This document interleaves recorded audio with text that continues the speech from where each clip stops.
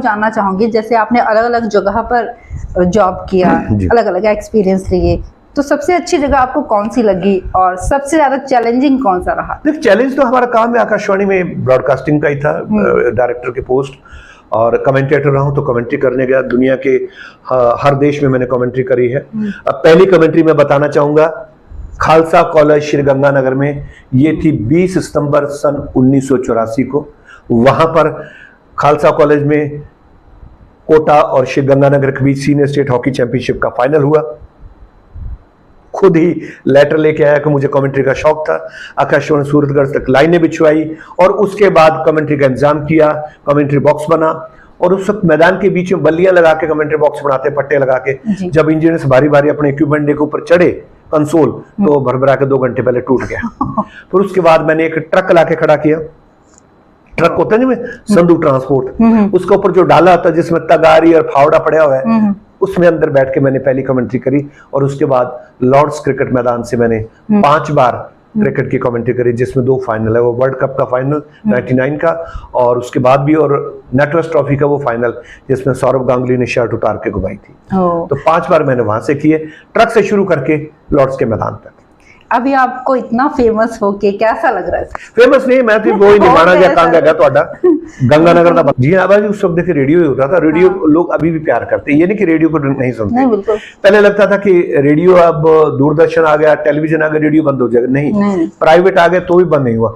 आज जितनी रीच आकाशवाणी की है, आकाशवाणी के तरंगों की है, रेडियो तरंगों की है, FM तरंगों की है, दुनिया में किसी की नहीं। मैं एक बात बताना चाहूंगा कि सूर्य की किरणों के बाद इस पृथ्वी को अगर दूसरी कोई चीज जो कि सबसे ज्यादा कवरेज देती है, वो है रेडियो तरंगे। पृथ्वी की सूर्य की किरणों के बाद रेडियो तरंगे सबसे ज्यादा इस पृथ्वी पर होती है। तो मैं समझता हूं कि आकाशवाणी आकाशवाणी है।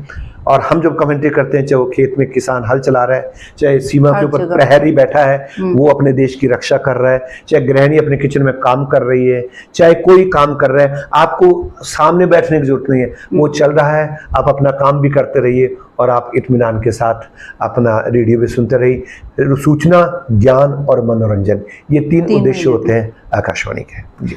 आपने अपना फर्स्ट इंटरनेशनल जो क्रिकेट कमेंट्री है वो कब की थी? हॉकी के बाद मैंने फिर जब दिल्ली चला गया तो उसके बाद मुझे याद है 20 सितंबर सन 1984 को मैंने जालंधर में इंडिया और श्रीलंका के बीच में वनडे था, उसकी मैंने पहली कमेंट्री करी। और उसके बाद अब तक मेरे 9 क्रिकेट वर्ल्ड कप हो चुके हैं, तकरीबन 350 से ज्यादा टेस्ट मैच, T20 वनडे और IPL है। इसके अलावा अनगिनत रणजी ट्रॉफी, दिलीप ट्रॉफी, रानी ट्रॉफी तो है ही।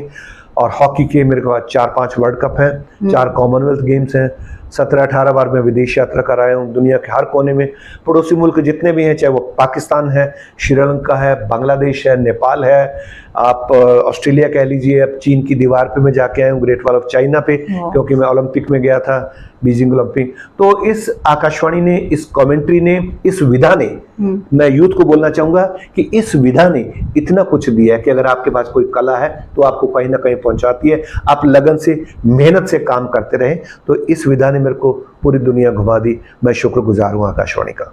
क्या आप अभी कमेंट्री करते हैं?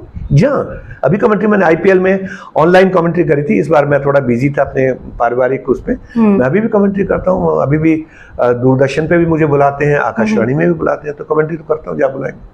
अच्छा, अगर आपका मतलब बचपना फिर से आए और आपको वापस से वही चीज जीने का मौका मिले, तो सेम वही चीज आप चूज करेंगे या कुछ डिफरेंट? नहीं, आपने बहुत गलत कहा कि बचपना फिर से वापस आए। बचपना मेरा बचपना गया ही नहीं, मैं तो अभी बचपन में हूँ। आपको गलतफहमी है कि मैं बुजुर्ग हूँ, नहीं, मैं बचपन में हूँ, मैं बिल्कुल आनंद लेता हूँ और आनंद लेना चाहिए। बचपना देखो कभी जाता नहीं, कहते ने जिसकी मस्ती जिंदा है उसकी हस्ती जिंदा है। तो ये सोचे कि उम्र एक नंबर है, आप आराम से इस उम्र में भी, जो भी उम्र है, आप आराम से, अगर आप में हेल्थ है, स्वस्थ है, आप परमात्मा के प्रति शुक्रगुजार हैं, परमात्मा को याद करते हैं, अगर आप किसी का अच्छा नहीं कर सकते तो किसी का बुरा नहीं करते हैं, तो परमात्मा आपके साथ है। सच्चे मन से आप सेवा करिए, भगवान आपको जरूर फल देगा। मेहनत कीजिए, आपको जरूर फल मिलेगा।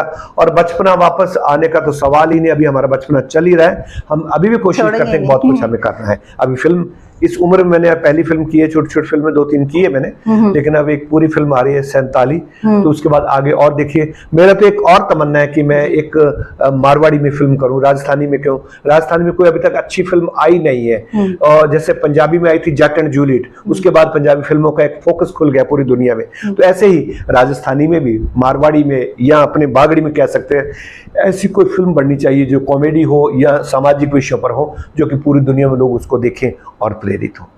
सर आपको कॉमेडी में इंटरेस्ट कैसे आया?